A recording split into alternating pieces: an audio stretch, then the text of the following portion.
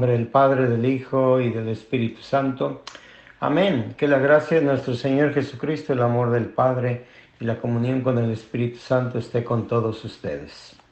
Hermanos, reflexionemos en el Evangelio de San Mateo, capítulo 9, versículos del 9 al 13.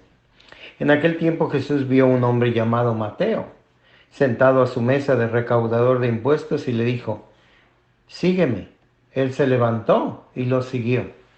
Después, cuando estaba a la mesa en casa de Mateo, muchos publicanos y pecadores se sentaron también a comer con Jesús y sus discípulos. Viendo esto, los fariseos le preguntaron a los discípulos: ¿por qué su maestro come con publicanos y pecadores?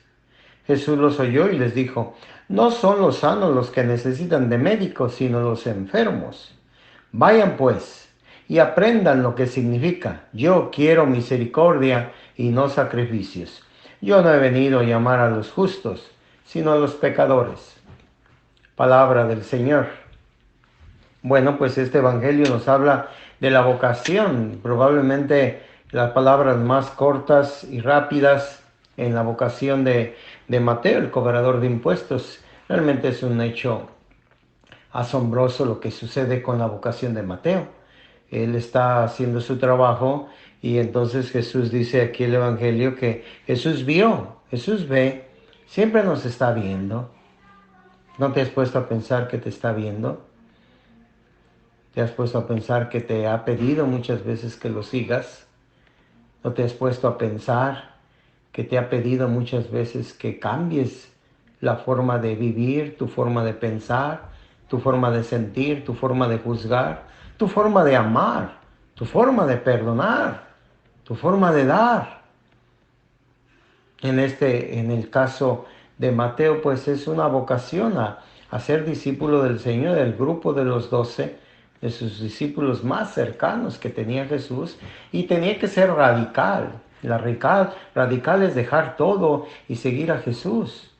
Siendo discípulo de Jesús, él va a encontrar toda la satisfacción de su vida en atender al Maestro, en servir al Maestro, en escuchar al Maestro, aprender al Maestro y después ser enviado por el Maestro y dar los frutos que el Maestro espera de él, ¿verdad?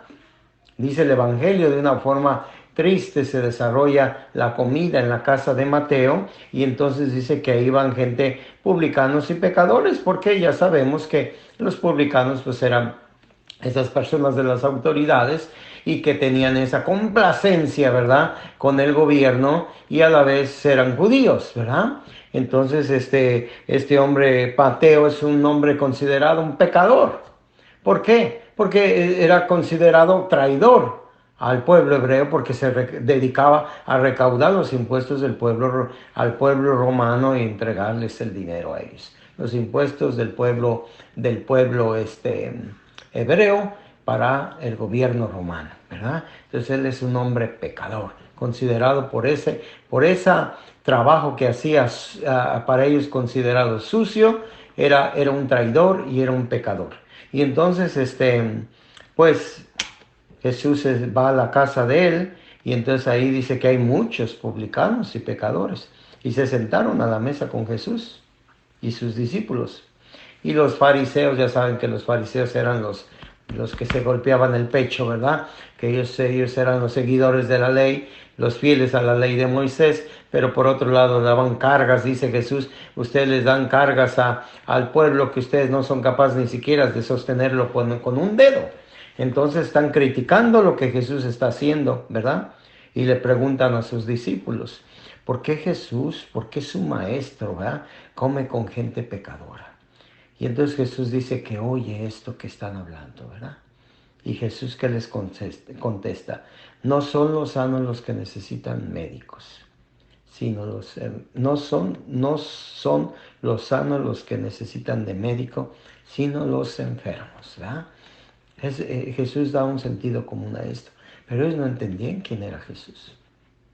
Por un lado, Jesús empieza a tener esa popularidad y esa fama de que Él habla como Dios, de que sus palabras son palabras de vida eterna, de que Él cambia el corazón de una persona, que Él sana, que Él libera a una persona. Y entonces, pero por otro lado, Jesús acercarse con estas personas para ellos es algo más visto, como en nuestra sociedad, ¿verdad?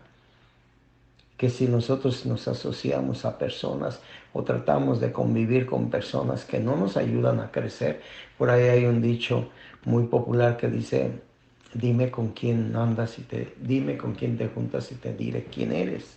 Entonces aquí es el mismo criterio. Pero Jesús está lleno de misericordia. Y Él aprendan lo que significa yo quiero misericordia y no sacrificios. Habla de que los fariseos eran hombres de muchos sacrificios, de muchos diezmos, de muchos holocaustos. Y al final de cuentas su corazón no era un holocausto para Dios. Entonces Dios nos llama a todos y a cada uno de nosotros, ¿verdad? Como llamó a Mateo a una vida radical. Y Mateo tiene la fuerza, la voluntad de levantarse y dejar todo. ¿Qué es dejar todo? ¿Qué es lo que tú tienes en tu vida?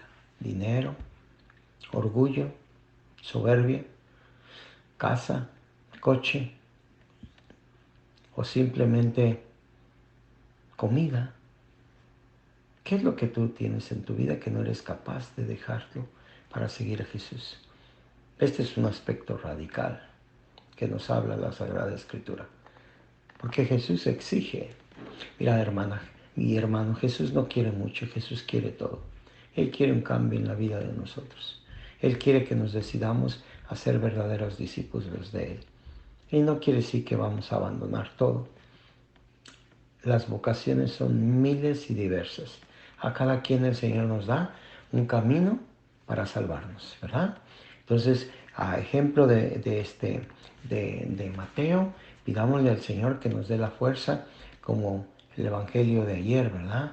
De cuando Él va a buscarnos, ir a trabajar a su viña. Eso fue lo que hizo Mateo. Y Jesús habla al final, yo no he venido a llamar a los justos, sino a los pecadores. Señor, yo soy pecador. Yo me reconozco una persona pecadora. Perdóname, Señor. Llámame, por favor. Llámame para que a través de seguirte, de obedecerte, de amarte, yo me sane y me salve. Y así alcance yo a salvar a mis hijos y a mi familia y todas las personas que tú has puesto en mi camino. Llámame, Señor.